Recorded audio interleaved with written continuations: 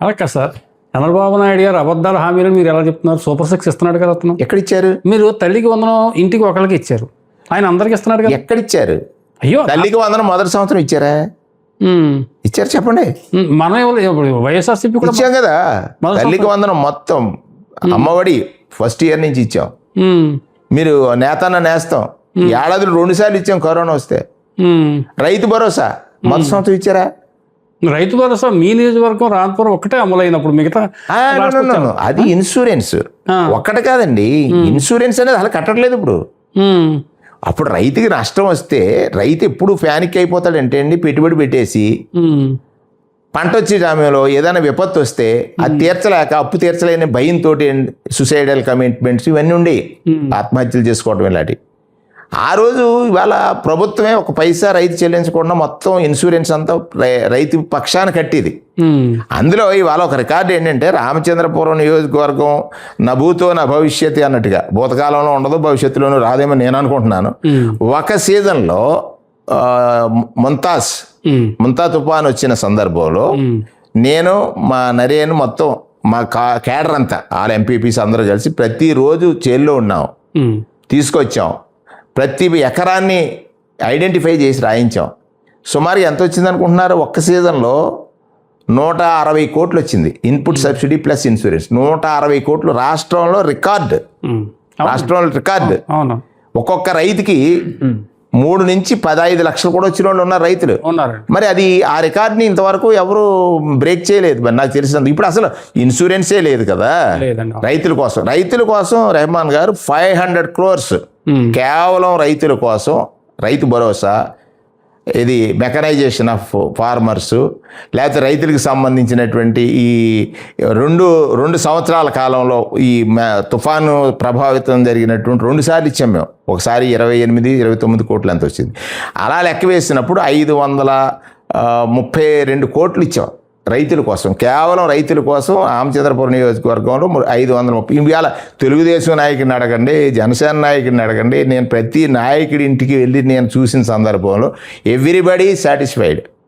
ఎందుకని? కష్టం వస్తే రైతుకి నష్టం లేకుండా చూసినటువంటి పాలన జగన్ గారి పాలన అయితే, అందులో పర్ఫెక్ట్గా పనిచేసి మనకి ఈ ఫండ్ పట్టుకొచ్చాడు అనేటువంటిది రైతులందరికీ ఉంది. ఇక్కడ సూపర్ సిక్స్ అమలు అనేది బూత్ కదా, అది మనం మాట్లాడుతున్నాం. బూత్ అంటే ఎలా బూతు?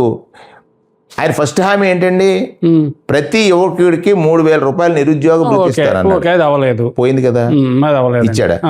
18 ఏళ్ళు దాటితే ప్రతి ఆడబిడ్డకి 1,500 నెల అన్నాడు. మరి పెన్షన్ ఇచ్చా. పెన్షన్ అనేది ఆన్ గోయింగ్ ప్రోగ్రామ్ అండి, అది స్పెషల్ స్కీమ్ కాదు. మీరు ఎంత ఇచ్చారు పెన్షన్? మేము ఎంత ఇచ్చా? ఆ రోజు 2,000 ఇచ్చి, మేము యాక్చువల్గా 200 అండి పెన్షన్. అవునండి. అక్కడికి హిస్టరీలోకి వెళ్దాం.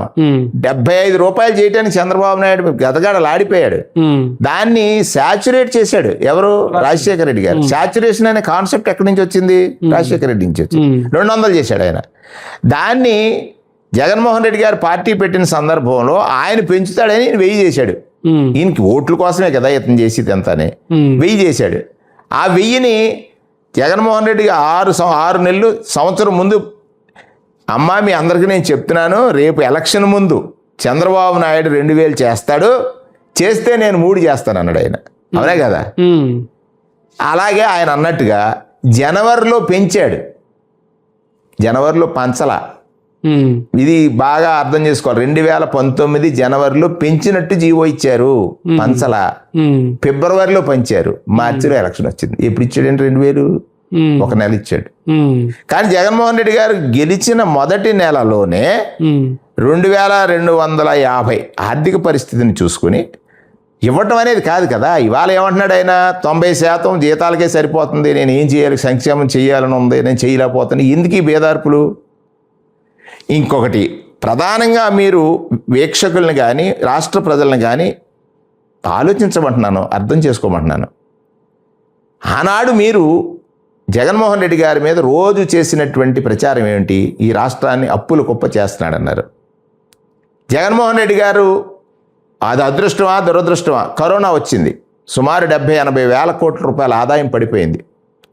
ఆ సమయంలో ఇంట్లోంచి బయటికి రాలేని పేదవాడికి నేరుగా డీబీటీ అనేటువంటి ఒక విధానం తీసుకొచ్చి వాడి ఖాతాలో డబ్బు వేసాడు. కొడుకు లేడు, కూతురు లేడు, పక్కింటోడు చూడ్డు, ప్రాణాలకు తెగించి వాలంటీర్ వ్యవస్థ ఉంది కాబట్టి ఆ రోజు గుండెల మీద చేసుకుని చెప్పండి, మీరు కూడా అనుభవించారు. కరోనాలో ఆదుకున్నటువంటిది ఎవరు? వాలంటీర్ వ్యవస్థే కదా. రోడ్ల మీద తిరిగి మనం అందరం ప్రాణాలకు తెగించి తిరిగినటువంటి సందర్భమే కదా. ఆ రోజు రానోడు ఎక్కువ చెప్తారు. ఇవాళ చంద్రబాబు నాయుడు గారు ఎక్కడున్నారు? హైదరాబాద్లో ఉన్నారు. ఇవి ఎవరు? పవన్ కళ్యాణ్ గారు ఎక్కడున్నారు? హైదరాబాద్లో ఉన్నారు. వాళ్ళకి ఏజీ హాస్పిటల్ ఉన్నాయి. ఇక్కడ హాస్పిటల్లో ఒక వైరల్ ల్యాబ్ లేదు, ఆక్సిజన్ సప్లై లేదు, ఏమండి హాస్పిటల్లో మందులు లేవు. ఇవన్నీ కూడా సమకూర్చి చేశాడు కదా. ఆ సందర్భంలో అప్పు చేస్తే మీరేం ప్రచారం చేశారు? అప్పులని. సరే, చంద్రబాబు నాయుడు గారు నాకు అనుభవం ఉంది, నేను సంపదను సృష్టించి సంక్షేమాన్ని పంచుతారని. ఈ ఒక్క మాట మనం డిబేట్ చేద్దాం. ఈ ఒక్క మాటే. ఏం సంపద ఆయన సృష్టించాడు? ఏ సంపద సృష్టించి ఈ సంక్షేమం అమలు చేస్తున్నాడు? ఐటీ కంపెనీలే పెట్టిస్తున్నాడు, పెట్టుబడి పెట్టిస్తున్నాడు. ఎక్కడ అప్పుడు లేవా? అదాని గూగుల్ ఎవరిది? జగన్ గారు తెచ్చిందే కదా. అదాని గూగుల్ ఇప్పుడు అది చెప్తున్నారు కదా. అంటే మీకు ప్రచార మాధ్యమాల్లో చెప్పుకోవడానికి తప్ప, రోజు ప్రచారం చేసుకోవడానికి తప్ప, ముఖ్యమంత్రి గారి బాధ్యత ఏంటండి? ప్రతి నెల పెన్షన్ పంచడమా? ముఖ్యమంత్రి గారి బాధ్యత అది. ఈ రాష్ట్రంలో శాంతి భద్రతలను కాపాడటానికి ఎప్పుడైనా సరైన రివ్యూలు చేశారా వారు? చేయలేదు కదా. మరి ఇవాళ సుమారు 4 మేజర్ పోర్ట్స్ కడుతున్నాడు అయినా జగన్మోహన్ రెడ్డి గారు. ప్రారంభించాడే 10 ఫిషింగ్ హార్బర్స్ ప్రారంభించాడే, సీ కోస్ట్ అంతా బిజీ చేయడానికి ఒక ప్రయత్నం చేశాడే.